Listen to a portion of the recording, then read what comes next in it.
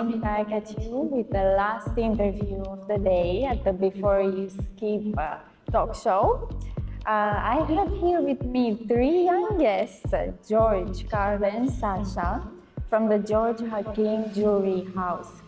What a special moment here.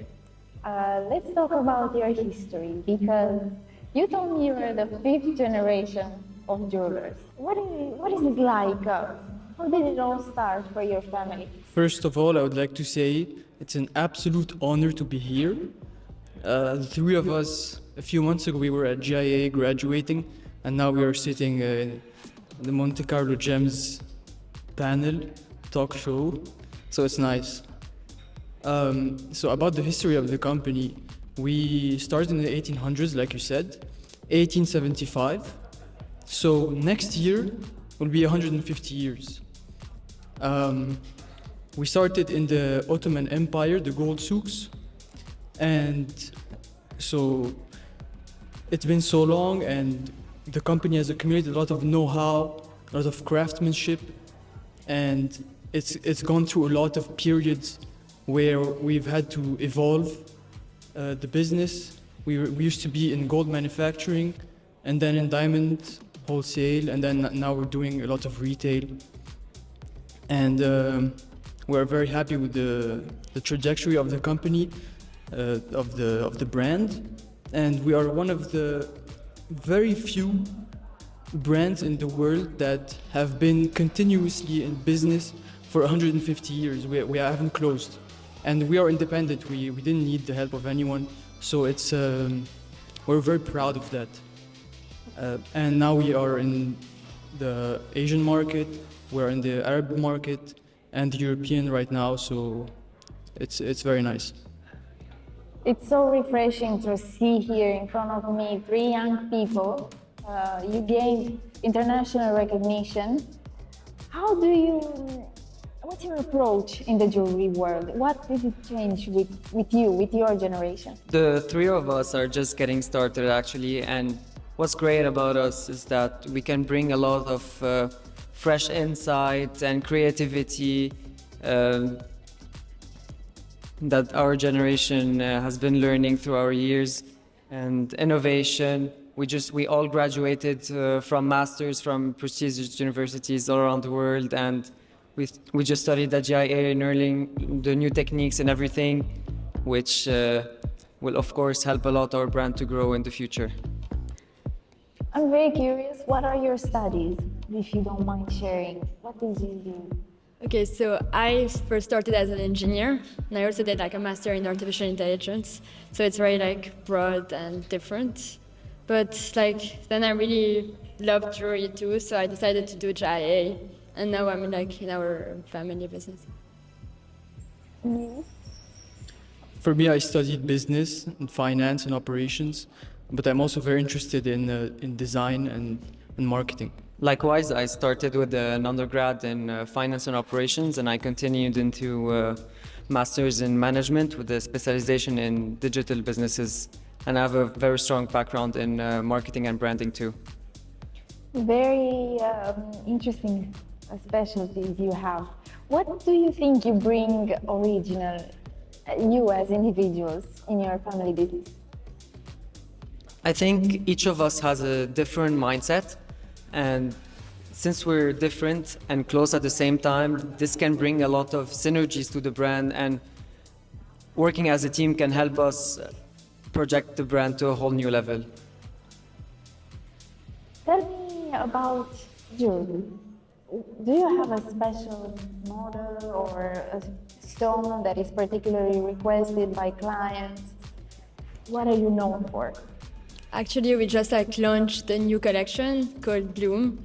I personally really like it, and our clients really like it too. And you can check it out booth. It's pretty and young. And I admit, I visited your booth, and everything is breathtaking. Do you have any special stones to your heart individually? Special stones? I love rubies because I love the color red. Personally, I find the heart-shaped diamonds, mostly with pendants, really beautiful. And I feel like it's so unique and not used enough in the industry. We don't see it. We don't see it enough. What about you, Sasha? Honestly, I love diamonds, like in any shape, any form. Women and diamonds, an endless love affair. I also want to know if you notice in your clients a preference for a particular stone, or do they see it as an investment or more as a sentimental gift for themselves? We see of both. Like, of course, our prices reflect great value, and we also have great designs, and ensures that every piece is a piece of art by itself. So we can say it's a mix of both. The thing is, we don't try, even if there's a lot of value in these stones and they will last, we don't try to sell investments, we try to sell dreams. I'm also curious, what is the most valuable lesson that you learned from your father, from all the generations that are behind you? Perseverance. If you keep going and you focus on your craft, you will go far. What about you?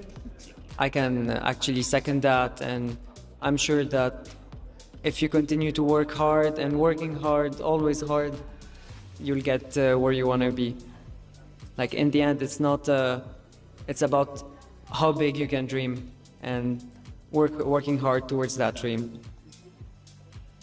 And also adaptation and innovation is really important. It's very, very beautiful here, what you say. Also, I read that it's actually the stone that chooses its owner.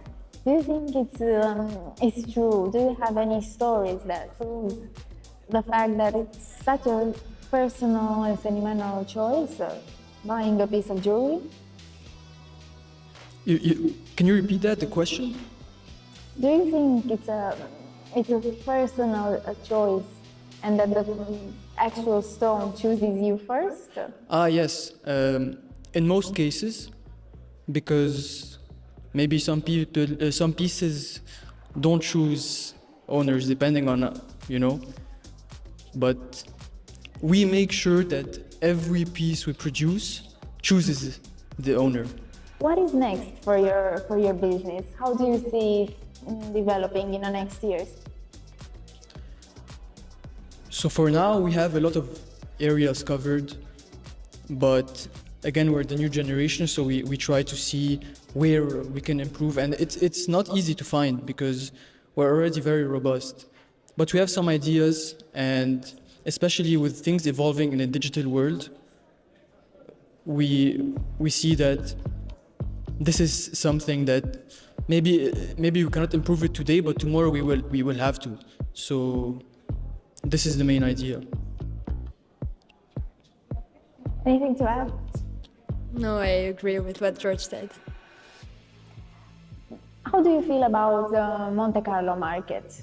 Maybe you're new here, but you are here with us now, and maybe you had the chance to exchange some words with some new clients, get to know some new people. How do you feel about being here at Monte Carlo Gems?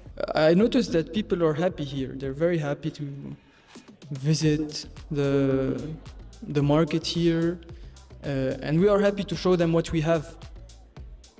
So if they are happy, we are happy.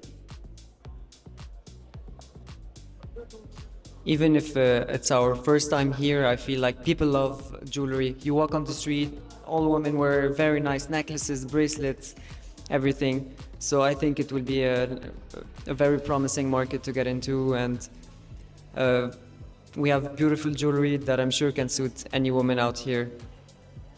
So yeah. What is the profile?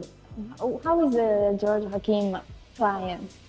Do you have a special profile of a woman or the man who wears you? I would say is mostly like the elegant, classic woman. This is really the woman that we try to bond with and design our piece for. We want our clients to feel powerful and elegant when they wear our jewelry. That's the goal. That's what drives us. Anything to add? No? Then I would like to also know if you're involved in the design process, in the creation process, or what are your roles in the company? It's a good question. I think design always has to evolve. You cannot stay where you are. But at the same time, it's always nice to keep a touch of the past. For example, I'm a big fan of the 911. If you check the Porsche 911, it doesn't change much in terms of the idea, but the design evolves. So that's my idea of it. In terms of the business, of course, we always try to evolve with the times, but not go too crazy, or we try to stay elegant and clean. As we told you when we started, we just joined the company. So right now we're focused on learning everything there is to know about us from within, to be able to provide the best of ourselves for the future and for our clients and for anyone that loves jewelry. That's great. I see three of you here. Do you always agree with all the new ideas, or are there any discussions? I think if we always agree, then there's a problem. It's better to have 3 different ideas, because at the end, we pick the best one together. But when you have 3 people, you have at least 3 ideas. So this is what's good about the 3 of us. Indeed. Tell us how we can follow you. How can we keep in touch? Do you have an online presence, Instagram account? Yeah, so we have a website, georgehakim.com, and we're also available on Instagram as George Hakim Jewelers. And yeah, you can follow us there, see our stories, where we are now, where you can find us.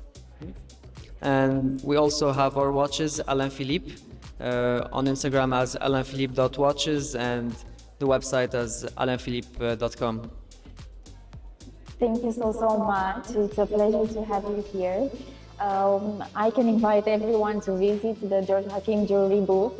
And thank you so much for joining us at Monte Carlo Gems.